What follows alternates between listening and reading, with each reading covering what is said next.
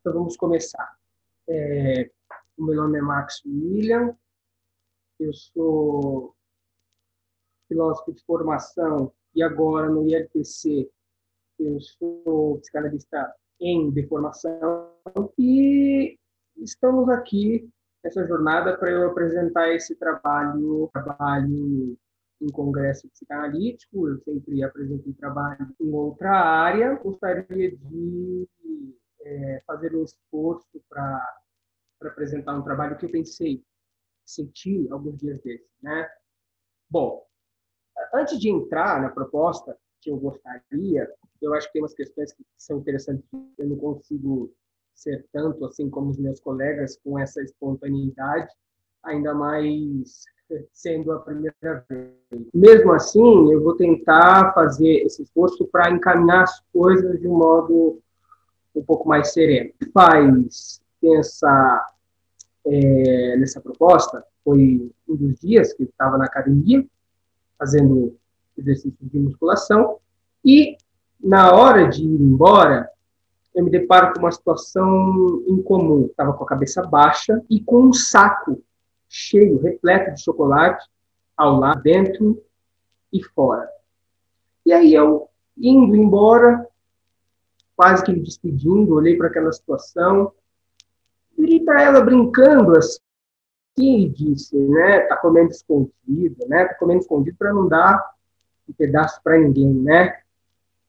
Ela virou, meio que em tom de surpresa e falou assim, é porque eu tenho ansiedade.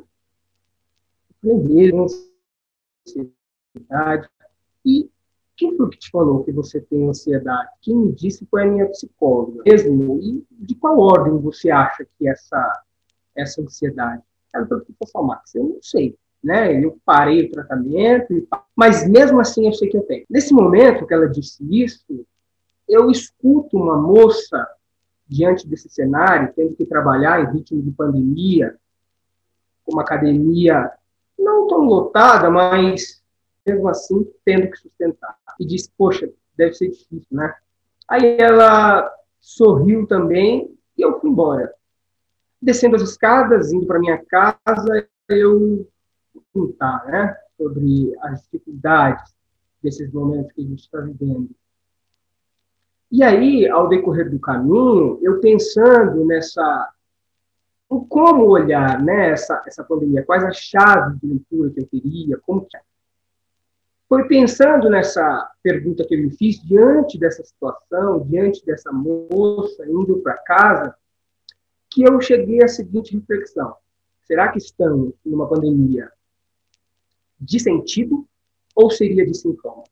Pois bem, pensando em tudo isso, eu resolvi fazer um esforço para chegar a algumas conclusões aqui, conversar com vocês sobre como eu fiz um exercício, ou eu tentei dar um contorno para essa. Me desagrada um pouco e, ao mesmo tempo, me convoca a encontrar um sentido. A moça, diante desse cenário, encontrou uma possibilidade de sustentar o seu sentido via chocolate ali, onde grande parte das pessoas gostam de outro tipo de prazer. Então, a gente vai fazer uma viagem aqui, ainda que sucinta, em 3 tempos. A gente vai para a história do Renascimento, bem no início. Logo em seguida, a gente vai para o homem cartesiano. E, na contramão do homem cartesiano, a gente vai ver como é que o Freud, ao olhar para esse homem cartesiano, vai pegar o bastão da história e vai nos emprestar o seu olhar para esses momentos difíceis, para a gente conseguir enxergar um pouco mais longe. Bom, pois bem, um autor não tão muito famoso, chamado de um livro intitulado de A História Crítica, acabou definindo o Renascimento como uma postura paradigmática. O que isso significa é que o Renascimento, para ele, é marcado, é crivado, a diferenciação paradoxal, ou seja, paradigma nesse momento histórico que é quebrada, ou seja, a mudança histórica nesse momento diz respeito a a mudança do teocentrismo para o antropocentrismo. Basicamente, essa fórmula expressa que o ser humano, a partir do Renascimento, toma o lugar de um Deus que comanda desde a Idade Média as relações sociais, as relações de poder, a partir da Igreja Católica Apostólica Romana. Esse homem, então, que está surgindo no lugar desse catolicismo apostólico, romano, tende, então, a tomar as rédeas para, a partir dele, começar a governar. Governar a arte, governar a moral, governar os valores, governar a arquitetura, governar tudo à sua volta. O que está se fazendo, ele não se dá por satisfeito.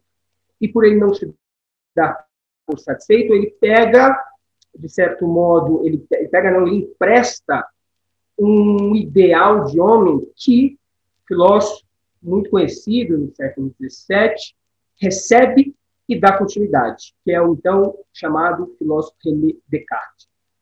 A partir do René Descartes, nós temos um homem que pega na rabeira do Renascimento todo esse ideal de racionalidade, só que o Renascimento outorgou ao homem a capacidade de governar.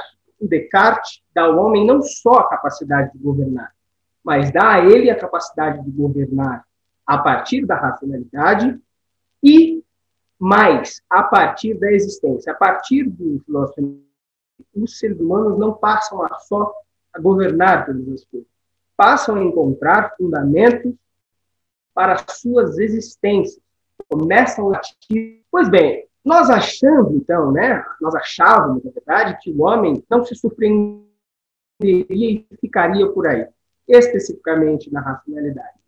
Mas não. O filósofo Descartes escreve um livro chamado Discurso do Método, e a partir desse livro, ele divulga na Europa esse ser que pensa, que existe, mas não fica por aí. Descobre que esse ser que pensa e que existe pretende, então, dar continuidade a uma espécie de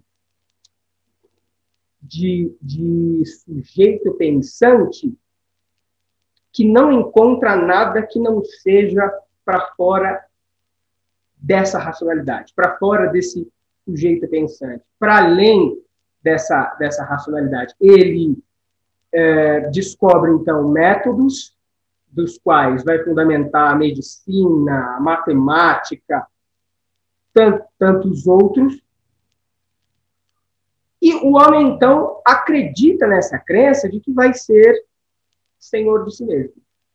Na verdade, não só acredita, mas para fundamentar esse método, esse método cartesiano, o Descartes desenvolve um outro livro chamado As Meditações Metafísicas e dá com o projeto.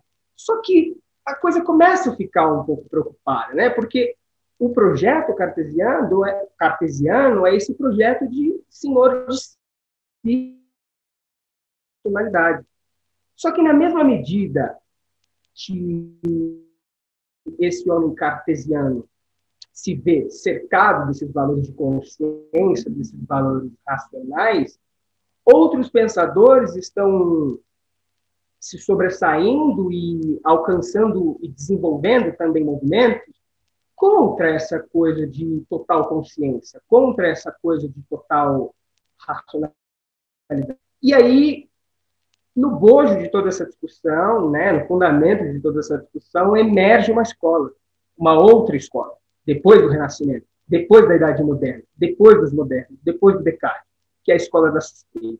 Esses pensadores das suspeitas, que são reconhecidamente três, que é o Nietzsche, Schopenhauer e Freud, eles olham para esse ser humano dito consciente, dito senhor de si, dito racional, detentor de todos os valores, com o pé atrás. Só que eles não param por aí, com essa coisa de ficar especificamente com o pé atrás, de criticando toda essa idealização que foi constituída, foi feito metodicamente. Eles decidem, então, ir na contramão dessa proposta. Bom, para isso que a gente está discutindo, eu vou deixar o Nietzsche e o Schopenhauer aqui um pouco de lado, vou pensar no Freud, porque é o mais importante para a gente. O Freud, então, ele faz parte da escola da suspeita e que, de fato, olha para essa racionalidade cartesiana com um estranhamento. Né? Ele, na mesma medida que Descartes disse que os seres humanos pensam, logo existem, e por isso vão comandar todas as coisas a partir do seu pensamento, olha para isso com um certo receio. E não é à toa que, a partir de 1900, ao publicar a interpretação dos sonhos, ele traz à tona os nossos conteúdos, os nossos desejos inconscientes. Só que o Freud não para por aí. Ele passa a aprimorar a interpretação dos sonhos. A interpretação dos sonhos não vende muito na sua época, mas ele não desiste, até porque ele, assim como grande parte dos autores da suspeita, entende que existem livros que é para a posteridade, não é tanto para a sua contemporaneidade, mas para a posteridade. Ou seja, nesse caso, para nós, que estamos aqui discutindo a psicanálise em ritmo de pandemia. Além de mostrar os nossos desejos inconscientes, o Freud ele começa, então, a colocar um cerceamento nesse ser que é tipicamente racional e que acha que consegue enxergar tudo a partir dessa luz, tudo a partir da racionalidade. Ele começa a dizer, olha, tem alguns desejos que a gente não entende muito bem, que batem a nossa porta e revelam coisas para nós que a gente não sabe muito bem. Na própria interpretação dos sonhos, o Freud deixa algumas questões de lapso de fala, de lapso de escrita, aponta que aparecem coisas nos nossos sonhos que a gente não aceita muito bem, não quer muito bem, mas mesmo assim aparece. Mas o texto que encabeça essa contrariedade típica do Freud contra essa escola racional cartesiana de divisão de indivíduo é o texto de 1917 chamado A Dificuldade da Psicanálise. Nesse texto, Freud fala acerca das 3 feridas narcísicas que de certo modo, carimba o homem, descentraliza o homem, desbussionaliza o homem, tira essa bússola que estava a partir dessa racionalidade europeia, dessa racionalidade cartesiana, dessa racionalidade tipicamente renascentista. Nesse texto, muito importante, Freud diz: o ser humano não é senhor de si mesmo. E é claro que ele diz isso, o ser humano não é senhor de si mesmo, pensando em como é que esse narcisismo é constituído, como é que essa libido precisa ser redirecionada.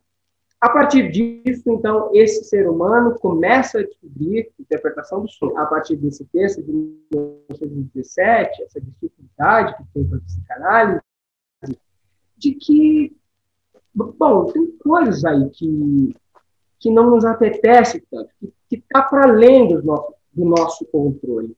O Freud, a partir desse texto, causa uma ruptura gigante no ser individual. Mais do que isso, um indivíduo, ou seja, aquele que não é dividido. O Freud, por outro lado, vai demonstrar que o ser humano é dividido. E não só isso, vai demonstrar o quanto é dividido a partir dos seus desejos inconscientes e que escapa a boca, que escapa a mão, que a gente não consegue controlar. E aí, para colaborar com essa discussão, aparece um outro grande texto dele, que foi comentado aqui pelos meus colegas, que é O Mal-Estar na Civilização, e é um texto que eu tanto tenho para colaborar contra essa escola da racionalidade, mas vem para colocar em suspensão tudo isso que a gente acredita.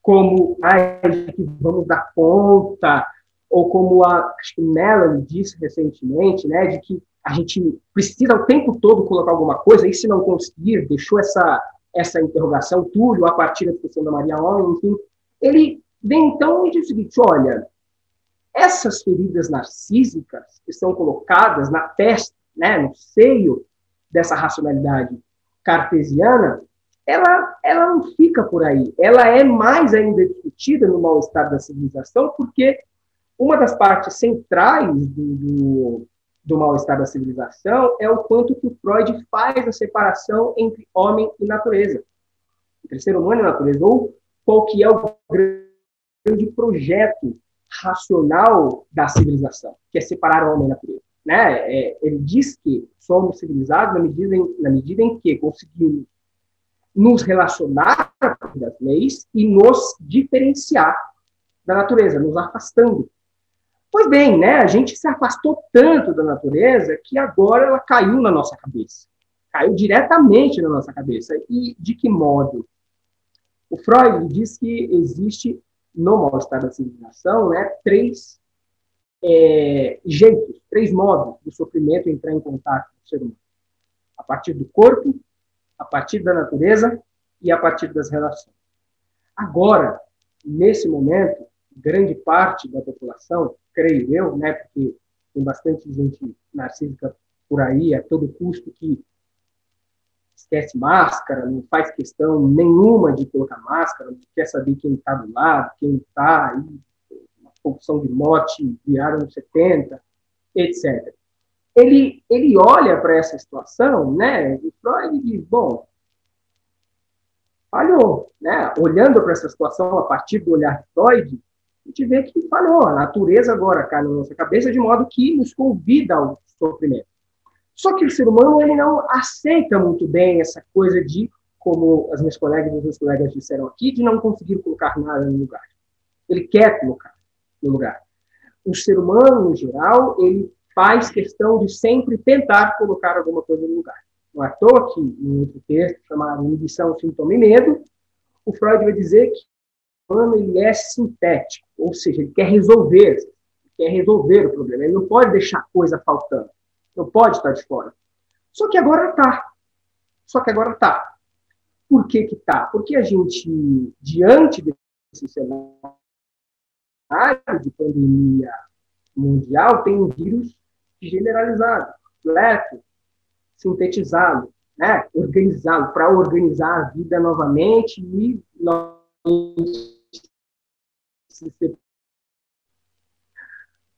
só que as questões começam a acontecer, porque esse ser humano em sofrimento, ele começa a buscar sentido, né? E aí a gente pode pensar no nosso meio, né? E aí eu, quando digo me colocando em primeira pessoa no nosso meio, no sistema, por exemplo, de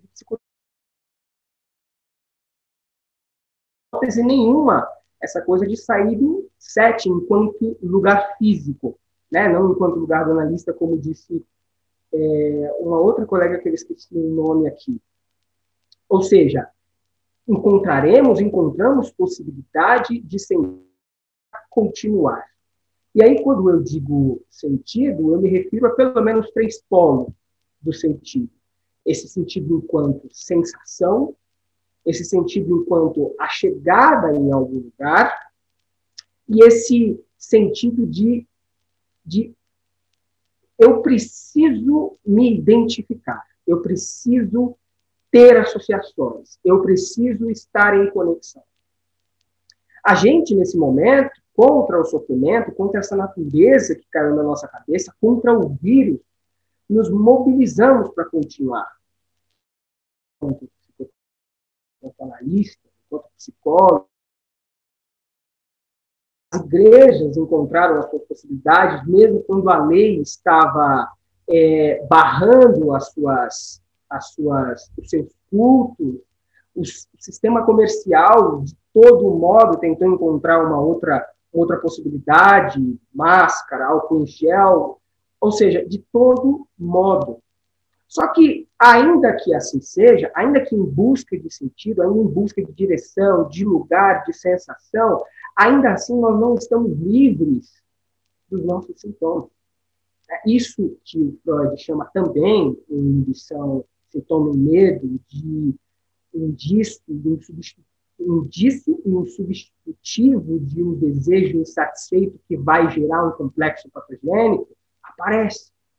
Né? Indo embora, depois de um treino, me deparo com uma garota dizendo que preciso comer porque alguém diz que eu tenho ansiedade. Se eu não resolver esse meu problema com a ansiedade, eu vou, meu Deus, eu vou pirar. né? A gente precisa continuar, ainda que custe os nossos sintomas, ainda que eles apareçam, ainda que estejamos em sofrimento, ainda que assim seja. Bom, essa é a contribuição que eu tenho para trazer para nós aqui. E estou aberto aí para discutir. Vamos embora.